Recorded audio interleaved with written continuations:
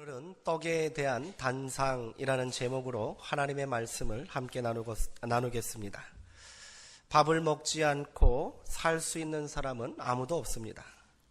그러나 누구나 밥을 먹어야 살 수 있다라는 이 당연한 이치와는 달리 누구나 공평하게 밥을 먹는다는 말은 우리가 사는 세상에서 통용되지 않습니다. 2010년부터 전 세계 비만 인구가 영양실조 등으로 고통받는 기아 인구를 앞질러기 시작했다고 합니다. 최근 국제적십자사 연맹의 보고서에 따르면 전 세계 인구의 약 20%인 15억 명이 비만으로 고민하고 있고요. 반면에 약 15%인 9억 2,500만 명이 영양실조로 고통받고 있다고 합니다. 우리도 비만을 고민하는 이 20%에 속할 것입니다. 우리나라는 더 이상 먹을 것이 부족해서 걱정하는 나라가 아닙니다. 고민이 있다면 얼마나 덜 먹고 또 얼마나 맛있게 먹고 멋들어지게 먹고 품위 있고 우아하게 먹는다가 고민일 것입니다. 저도 낯선 지역에 찾아가면 제일 먼저 생각나는 것이 식당이에요. 그래서 요즘 블로그를 통해서 맛집을 막 검색하고 TV에 보면 온갖 요리 프로그램들, 음식 프로그램들이 넘쳐납니다. 이 집 맛있대더라, 뭐 3대 천왕이니 뭐 5대 천왕이니 정신이 없습니다. 저도 좀 음식에 대해서 굉장히 큰 관심이 있는 사람이라서 좀 오래전입니다. 군산에 갔는데 군산에 대한민국 5대 짬뽕집이 있다는 거예요. 얼마나 맛있으면 대한민국의 5대 짬뽕인가 싶어서 물어물어 그 집을 찾아갔어요. 그때가 3월 초였는데 굉장히 매섭고 추운 날씨였거든요. 그런데 이 줄이 끝이 없어요. 그래서 한번 서보자 했는데 줄이 좀처럼 줄지 않더만요. 한 30분 기다렸는데 몸은 춥고 내가 뭐하고 있나 싶은데 그래도 오기가 생겨요. 30분 기다렸는데 기필코 내가 이 짬뽕을 먹으리라. 그리고 1시간이 조금 넘게 기다렸다가 식당으로 들어가서 빨간 그릇에 담겨 나온 짬뽕을 먹었습니다. 맛이 어땠을 것 같으세요? 가서 한번 먹어보셔요. 내가 뭐 하려고 이거 먹으려고 이렇게 고생했나 싶은 생각도 들기도 했어요. 하루 동안 우리나라에서 버려지는 음식 쓰레기 양 하루입니다. 하루 동안 버려지는 음식 쓰레기 양이 얼마인지 아십니까? 약 1만 5천 톤이 넘는다고 합니다. 매년 음식 쓰레기로 인한 경제적 손실은요 20조 원이 넘어요. 참고로 북한은 하루에 소비되는 총 식량의 양이 얼마인지 아십니까? 1만 톤이면 족하대요. 그러면 우리가 하루 동안 버리는 양이면 북한 사람들이 하루 동안 먹고도 남는다는 거예요. 예수님께서 우리에게 가르쳐 주신 기도, 우리 주기도문은 하늘의 뜻이, 하나님의 뜻이 이 땅에도 이루어지기를 바라는 기도문 아닙니까? 주기도문은 천국 가기를 소망하는 기도가 아니에요. 우리가 살고 있는 지금 여기 이 땅에 하나님 나라가 임하기를 바라는 기도문이다. 저는 이렇게 말씀을 드렸습니다. 이 기도문 속에서 이 땅에 하나님의 나라가 이루어지기를 소망하며 드리는 첫 번째 간구가 무엇인 줄 아십니까? 잘 알고 계시잖아요. 하나님의 나라가 하나님의 뜻이 하늘에서와 같이 땅에서도 이루어지게 하소서. 그리고 이 땅을 위한 간구가 시작됩니다. 첫 번째 간구가 뭡니까? 오늘 우리에게 일용할 양식을 주옵시고. 여기에서 하루 끼니를 걱정하는 사람들을 위한 소망이 담겨 있는 거예요. 하나님 나라는 어떤 것일까요? 하나님이 통치하시는 하나님 나라는 공평과 정의와 사랑으로 통치되는 곳이라고 한다면 이 밥의 공평한 분배와 정의가 실현돼야 하지 않겠습니까? 일용할 양식으로 고통받는 사람들이 없는 세상이 이루어지는 것이 바로 하나님 나라의 시작인 거예요. 우리가 드리는 주기도문이 진심을 담은 기도문이 되기 위해서는 오늘 우리가 밥의 문제를 가벼이 여겨서는 안 될 것입니다. 오늘 우리가 함께 나눌 말씀의 주제도 밥에 대한 거예요. 성경에는 떡이라고 되어 있지만 이 또한 유대인들이 밥이라고 할 수 있으니 다르지 않을 것입니다. 말씀을 통하여서 밥이란 무엇인가, 그리고 그 밥이 우리에게 어떤 의미를 가지고 있는가 함께 깨닫게 되기를 주의 이름으로 소망합니다. 그리고 말씀에 대한 결단을 통해 우리 가운데 하나님의 나라가 더 가까이 임하게 되기를 소망합니다. 오늘 본문 말씀은 예수님께서 거기를 떠나 두로 지방으로 가셨을 때 일어난 일입니다. 두로는 지금의 레바논에 해당하는 지역입니다. 이방인들이 거주하는 땅이겠지요. 여기서 예수님께서 두로로 가시기 전 머물렀던 곳을 성경은 거기라고 그랬어요. 예수께서 거기에서 일어나셔서 두로로 가셨다, 이렇게 되었습니다. 그렇다면 거기가 어딘지 먼저 살펴볼 필요가 있습니다. 거기를 특정하기는 여간 쉽지 않습니다. 앞선 내용을 거슬러 올라가다 보면 그곳이 6장 53절에 기록된 대로 게네사렛이었을 것이라고 짐작됩니다. 그러면 거기 게네사렛에서 어떤 일이 일어났을까요? 조금 더 거슬러 올라가 보겠습니다. 예수님은 유대 땅 벳세다에서 5,000명이 넘는 무리들을 목자 없는 양같이 불쌍히 여기시어 이들에게 어떻게 하셨습니까? 밥을 나누어 주셨습니다. 놀라운 오병이어의 기적입니다. 앞서 말씀드린 하나님 나라에 비추어 볼 때 오병이어의 사건은 단순히 급식 이적이 아닙니다. 하나님 나라의 도래를 알리는 상징적인 사건임을 알 수 있는 것이지요. 그렇게 예수님은 유대 땅에서 하나님 나라가 임하였음을 5,000명이 넘는 무리에게 확실하게 보여주신 거예요. 그리고 예수님은 급히 배를 타고 제자들과 함께 게네사렛으로 이동하셨습니다. 게네사렛은요, 이방 땅과 맞닿아 있는 갈릴리 호수 끝 북단에 위치한 도시입니다. 많은 이방 사람들이 왕래하는 아주 큰 도시예요. 이곳에서 예수님은 온 지방에서부터 달려나온 사람들에게 놀라운 치유의 이적을 행하셨습니다. 각처에서 몰려든 수많은 병자들은 예수님의 옷자락에라도 손을 대기를 간구하였고, 손을 대는 사람들은 다 고침받았다고 성경은 증언하고 있습니다. 이 중에 상당수는 유대 땅에 들어갈 수 없었던 이방인들이었을 거예요. 멀리 저 갈릴리 땅에서 예수님의 소문은 들어오는데 예수님께서 놀라운 이적을 행하시고 병자들을 고치신다고 하는데 만날 수가 없어요. 이방인들은 유대 땅에 들어갈 수 없었기 때문이지요.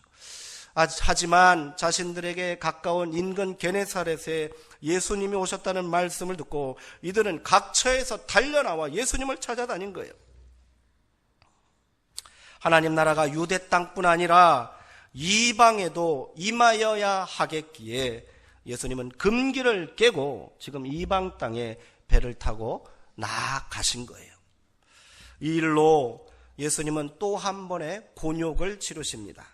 성경에 보니까 예루살렘으로부터 예수님을 감시하러 따라다녔던 바리새인과 서기관들이 또다시 등장합니다. 이들은 가버나움 논쟁 이후에 예수를 어떻게 죽일까 하고 궁리하기를 시작했던 자들입니다. 이들은 예수님께 또다시 논쟁을 걸어왔습니다. 이 논쟁의 핵심은 예수님께서 이방인들과 꺼리낌 없이 접촉하시고 그들을 고쳐주시고 그들과 함께 밥을 먹었다는 것에 있습니다. 그런데 논쟁은 엉뚱한 방향으로 흐릅니다. 예수님 일행을 은밀히 따라다녔던 이들은 제자들 중 몇 사람이 부정한 손, 즉 손을 씻지 않고 떡을 먹은 것을 보게 됩니다.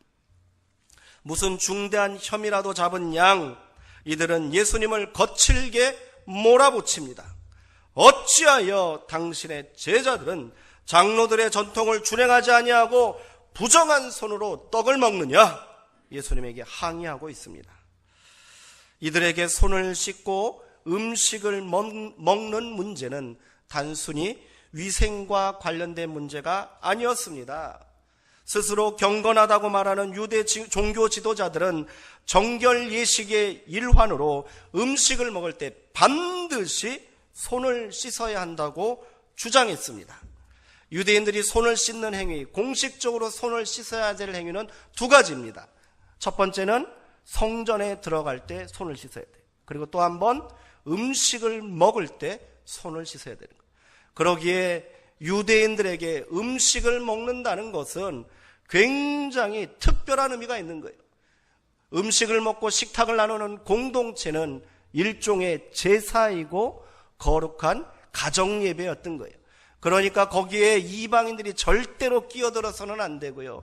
항상 거룩하고 정결함을 유지해야 한다고 그들은 생각한 거예요.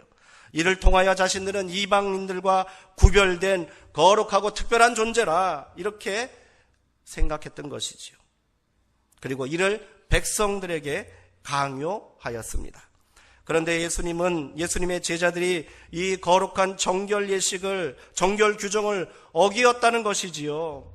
이들의 비난과 분노는 제자들을 향하고 있지만 실상은 예수님을 향한 것입니다. 게네사렛 땅에서 거리낌 없이 거침없이 이방인들과 만나고 교류하고 먹고 마시는 예수님의 부정한 행태를 고발하고 싶었던 거예요. 그러기에 그들이 제자들을 비난하며 왜 당신의 제자들이 손을 씻지 않고 음식을 먹느냐 이렇게 말한 것, 손을 씻지 않고 음식을 먹는다는 말은 이방인들과 함께 먹었다 하는 말이 된다는 겁니다.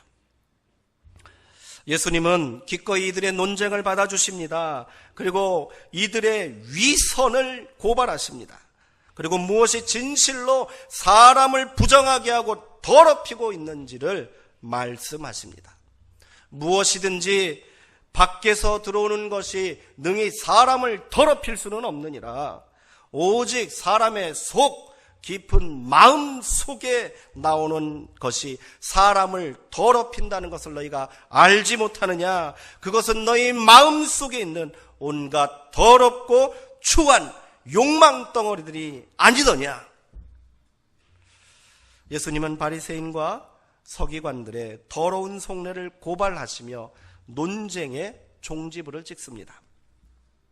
그리고 예수님은 거기를 떠나 오늘 본문의 시작입니다. 예수님은 거기를 떠나 보란듯이 이방인들이 거주하는 부정한 땅으로 들어가신 거예요.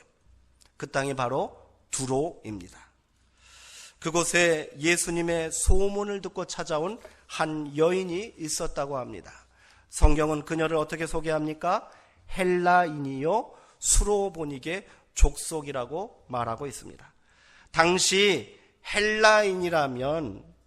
헬라인이라고 하면 고상하고 품위 있는 문명인이란 말이에요. 상류층을 뜻하는 거예요. 또한 수로보니에게는 옛 시리아 제국인 페니키아입니다. 그러기에 이 여인이 수로보니게인이라 한 것은 위대한 페니키아 제국의 후예라는 자긍심이 담겨 있는 말이에요. 이 여인은 헬라의 귀부인이었던 것입니다. 이런 여인이 하찮은 유대 변방 갈릴리 야만인의 발 앞에 엎드리고 있습니다. 헬라인의 입장에서는, 로마인의 입장에서는 모든 다른 민족들은 다 야만인이에요. 그녀가 예수님의 발 앞에 체면불구하고 엎드린 이유는 더러운 귀신 들린 딸을 고치기 위함입니다. 이제 예수님은 이 여인에게 어떻게 반응하셔야 할까요? 제가 본문에 앞서 게네사렛에서 있었던 일련의 사건들을 길게 말씀드린 이유가 있습니다.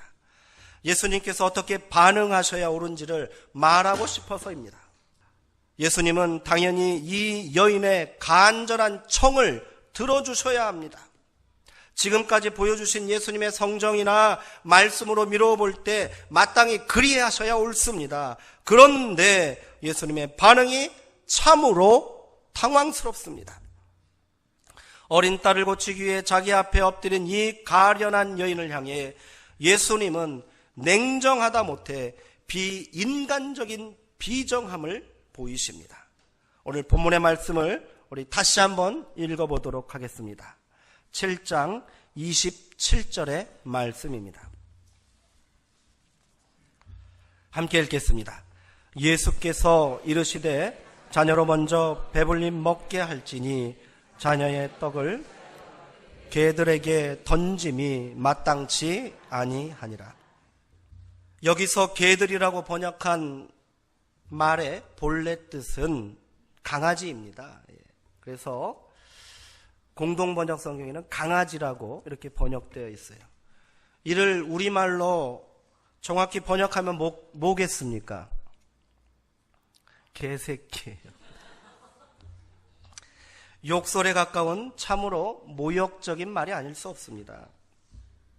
우리가 알고 있는 예수님이 아닌 것만 같습니다. 어찌 이렇게 매몰차게 말씀하실 수 있단 말입니까? 정의 마음이 내키지 않는다면 그저 외면하시거나 상대방이 마음 상하지 않게 품위 있게 말씀하셔도 될 터인데 예수님은 그리하지 않으십니다. 밤새도록 거친 바다를 헤치고 당도한 거라서에서 군대 귀신과의 일전을 치르신 후에도 다시 갈릴리 땅에 도착한 자기 앞에 엎드린 야이로의 청을 거절하지 않으셨던 예수님입니다. 피곤하여 녹초가 된 몸을 이끌고 기꺼이 그의 어린 딸을 살려주셨던 예수님이에요. 단지 이 여인이 이방인이라서 그리하신 것입니까? 예수님의 태도는 방금 전 예수님을 공격한 바리새인과 서기관들의 태도와 다르지 않습니다. 이방인과는 절대로 떡을 함께 나눌 수 없고 먹을 수도 없다는 말처럼 들립니다. 예수님께서 이렇게 말씀하신 의도를 우리는 다 알 수는 없습니다. 어찌되었던 이 사건에서 예수님은 스스로 악역을 자처하고 계신 것만이 틀림없습니다. 이제 여인의 반응에 주목하시기 바랍니다. 이토록 참담한 모욕을 당하고도 여인은 조금도 동요하지 않습니다. 28절의 말씀을 다시 한번 읽도록 하겠습니다. 여자가 대답하여 이르되 주여 올소이다마는 개들도 아이들이 먹던 부스러기를 먹나이다. 아멘. 자신의 딸을 향하여 개새끼라고 모욕하는 예수님에게 한바탕 욕지거리라도 퍼부어야 시원할 텐데 그녀는 자신을 개라고 인정합니다. 좋습니다. 주님, 나는 개입니다. 내 딸은 강아지일 뿐입니다. 그러니 온전한 떡은 바라지도 않습니다. 부스러기라도 줬사오니 우리를 외면하지 마시고 그 떡을 우리에게 던져주십시오. 그녀의 말에 전율마저 느껴집니다.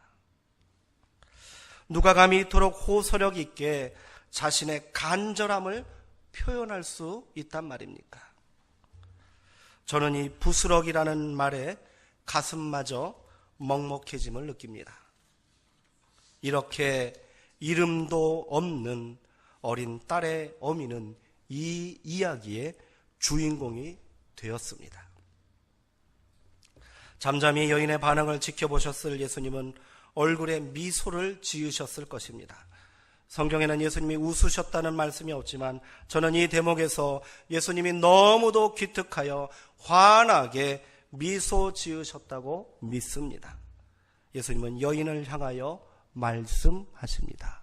여자여, 내가 그렇게 말하였으니, 내가 그렇게 말하였으니 돌아가라. 내 딸에게서 귀신이 나갔느니라. 아멘. 여기서 예수님께서 칭찬하신 여인이 한 말, 그것이 뭘까요? 모욕을 참아내며 예수님께 간절하게 또 부탁하고 고백한 그 말은 어떤 의미가 있는 것일까요? 여기서 내가 한 말, 그 말이 원어로는 로고스로 되어 있습니다.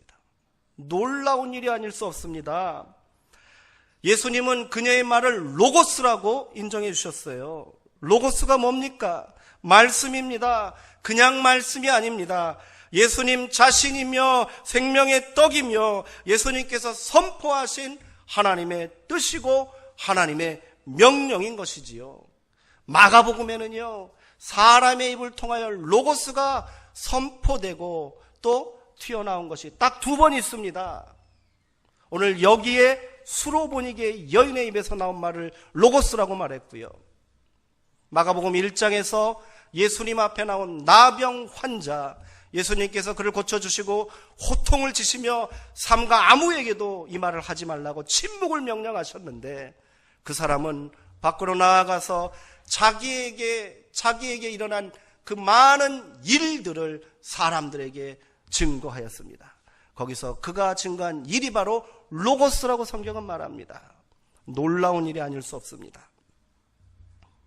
예수님은 이 여인의 태도에 감동하여 그녀의 집으로 가지 않으셨습니다. 그리고 야이로의 딸에게 행했던 것처럼 그녀의 딸의 손도 잡아주지 않으셨습니다.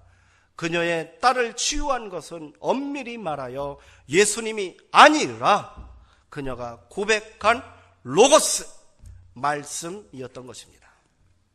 야이로의 딸을 고쳐주러 가시는 길에서 만난 여인에게 예수님은 뭐라고 말씀하셨습니까? 딸아, 내 믿음이 너를 구원하였다고 말씀하셨습니다. 이 예수님이 이 이방 여인에게는 로고스가 너의 딸을 구원하였다고 말씀하고 계신 것이지요. 그녀의 딸은 이제 더러운 존재가 아닙니다. 스스로 거룩한 척, 깨끗한 척, 온갖 위선을 떠는 유대 지도자들처럼 더러움으로 가득한 속내가 추잡한 존재가 아닙니다. 그녀의 딸에게서 모든 더러움이 떠나갔습니다.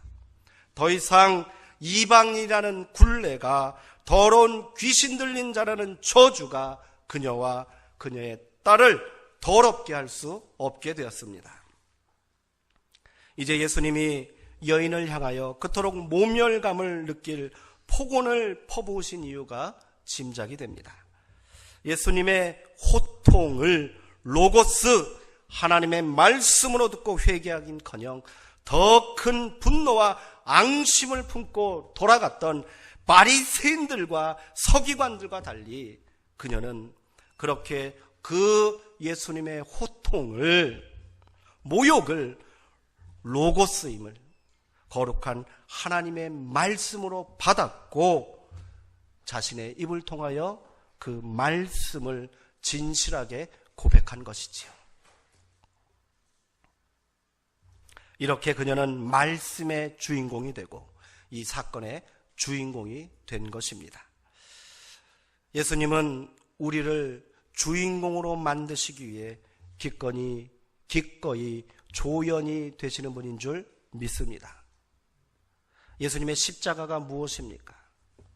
우리를 의로운 하나님의 자녀로 만드시기 위하여 스스로 기꺼이 악역을 자처하신 사건이 아니겠습니까? 지금 이 여인에게 예수님은 그렇게 다가왔는지도 모르겠습니다. 그녀가 예수님의 발 앞에 엎드린 것은 그대로 예배자의 모습입니다. 예수 앞에 나와 경배하고 기도하는 모습과 다르지 않습니다. 그러나 여기서 멈춰서는 아무런 변화도 일어나지 않습니다. 예배는 축복의 자림과 동시에 여전히 더러움으로 가득한 우리를 향한 호통의 자리이며 로고스의 선포의 자리인 줄 믿으시기 바랍니다. 때로는 내가 비참해져야 하는 자리예요. 모멸감을 느낄 수도 있는 자리란 말입니다. 이 말씀에 자신을 돌아보고 나의 한계와 더러움을 말씀으로 응답하는 자리, 그 자리가 바로 진정한 예배의 자리이며 살아 역사하는 생명의 자리인 줄 믿습니다. 이제 이 여인의 로고스에 예수님이 응답하십니다. 어떻게 응답하셨습니까? 오늘 이어지는 말씀을 한번 같이 살펴보기를 원합니다. 예수님은 계속해서 이방 땅에서 일하기 시작하십니다. 두로를 떠나 데가볼리로 향합니다. 그리고 그곳에서 귀먹고 말 더듬는 자를 안수하여 고쳐주셨습니다. 그가 이방인임이 틀림없습니다. 예수님도 모르실 리 없습니다. 그리고 그 치유의 현장에서 예수님은 뭐라고 말씀하셨습니까? 에바다, 에바다, 열리라고 선포하십니다. 이제 이방의 땅이 로고스로 열리게 된 거예요. 이름 없는 한 이방 여인의 말씀에 대한 응답이 이방 땅을 열리게 하는 역사로 확장된 줄 믿으시기 바랍니다. 여기서 그치지 않습니다. 예수님은 이방 사역을 계속 이어가시고 유대 땅 벳세다에서 하셨던 것처럼 이방의 땅에서도 사람들에게 떡을 나누어 주셨습니다. 또 한 번의 오병의 기적, 급식 이적이 일어난 거예요. 그렇게 4,000명의 이방인들이 하나님 나라를 맛보고 체험하게 되었습니다. 그러나 다시 배를 타고 유대 땅으로 돌아온 예수님을 찾아온 바리새인들의 태도는 여전히 절망스럽기만 합니다. 분노까지 치밀어 올라옵니다. 그들은 예수님께 달려와 다시 거칠게 저주를 퍼붓습니다. 성경은 그들이 예수님을 향하여 신란하였다라고 고발하고 있습니다. 이들은 예수님을 향하여 하늘로부터 오는 표적을 구했습니다. 이방 땅을 다니며 더러운 이방인들과 어울리는 것도 모자라 그들과 함께 밥까지 먹고 온 예수님을 도무지 용납할 수 없다는 태도입니다. 바리새인들의 비난은 한마디로 내가 그러고도 하나님의 아들이라고 말할 수 있느냐? 절대로 너는 하나님이 보내신 메시아일 수 없다. 내가 한 짓이 얼마나 큰 범죄인 줄 너도 알고 있을 것이니 여전히 내가 메시아라고 우긴다면 우리에게 그 증거를 보여달라. 이것이 표적을 요구했다는 내용이에요. 이들의 비난에 예수님은 마음속으로 탄식하시며 더 이상 무슨 증거를 보여야 한단 말이냐 분노하십니다.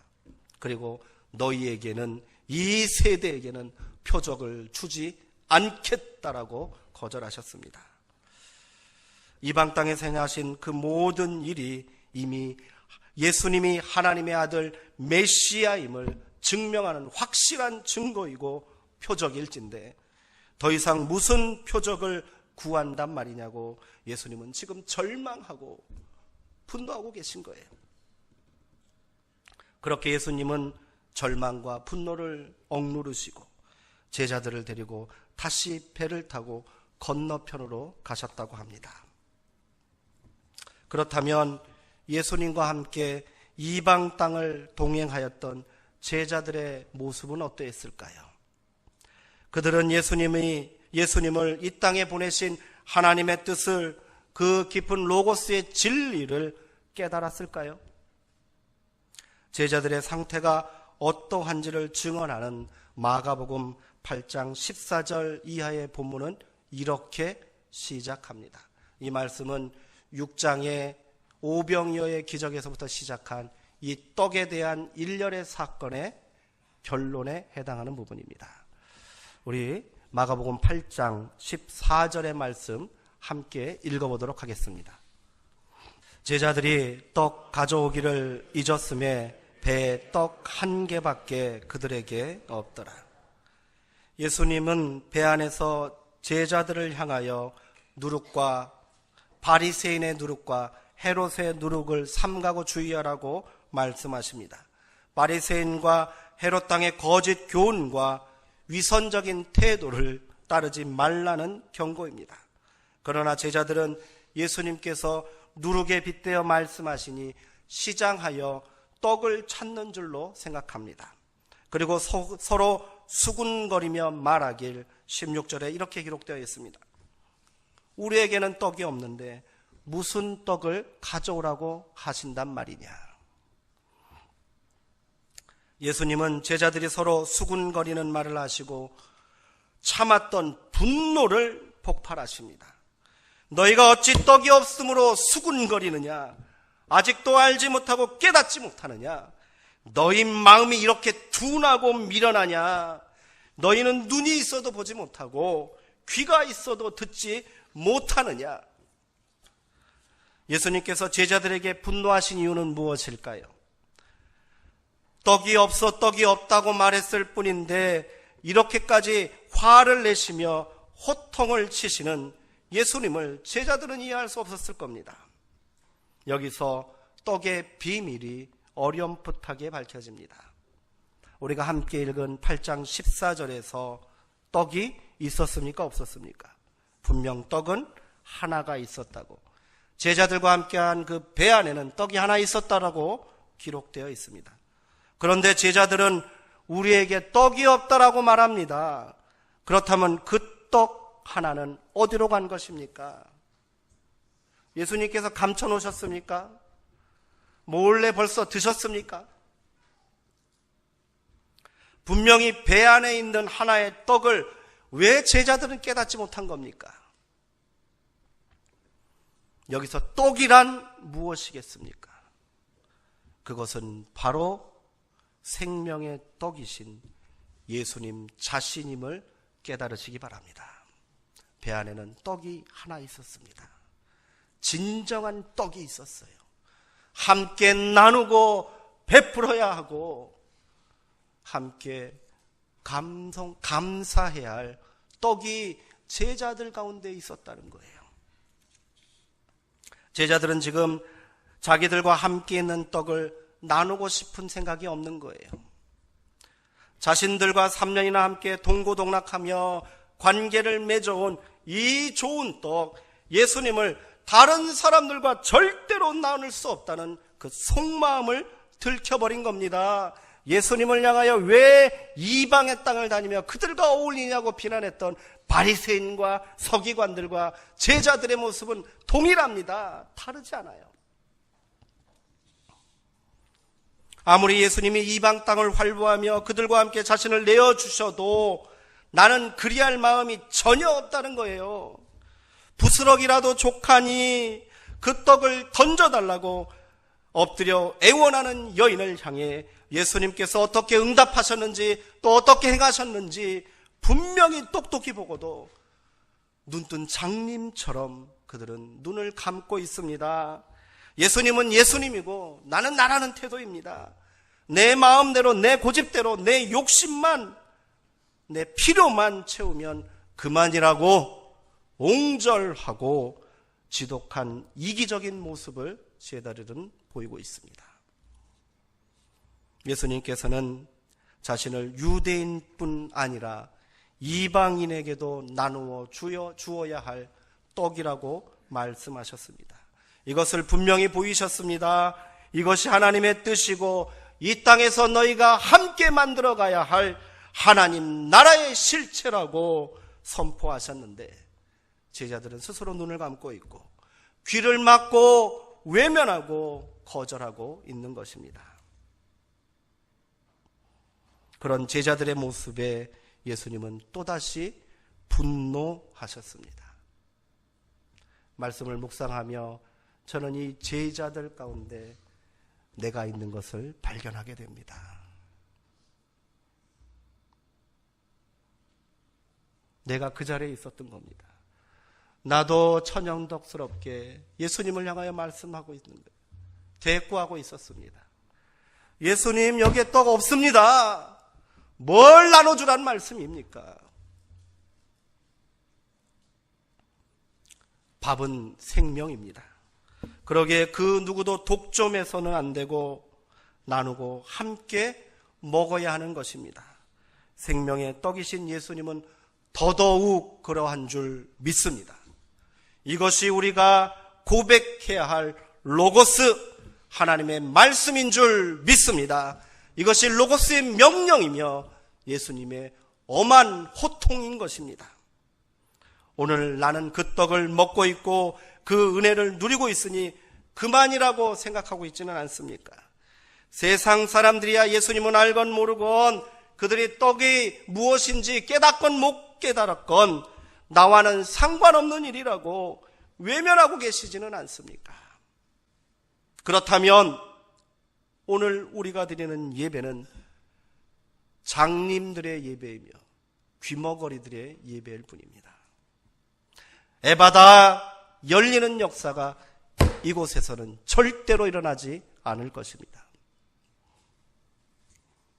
더러운 귀신 들린 자녀로 인해 엎드려 통곡하는 여인들을 진짜 떡이 무엇인지 부스럭이라도 맛보길 간절히 애원하는 우리의 이웃들을 외면한다면 우리는 저 바리새인들과 같은 무리들이고 깨닫지 못하는 제자들과 다르지 않습니다. 부활절을 기다리는 사순절을 보내면서 오늘 우리가 나누고 이웃과 함께 먹어야 할 밥은 무엇이겠습니까? 그것이 바로 예수님인 줄 믿습니다.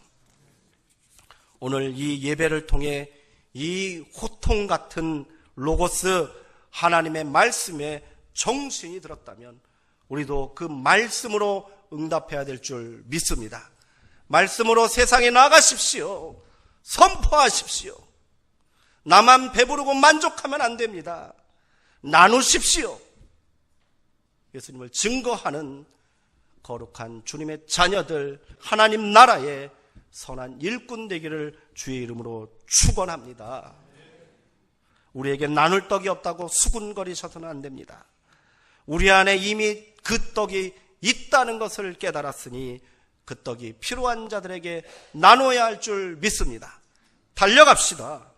그리고 그들과 함께 내가 누리고 내가 경험한 이 기쁨과 은혜와 감격을 나누기를 소망합니다. 그리하여 이 땅의 진실로 하나님의 나라가 임하게 하는 하나님의 일꾼이 우리 모두가 되기를 주님의 이름으로 축원합니다.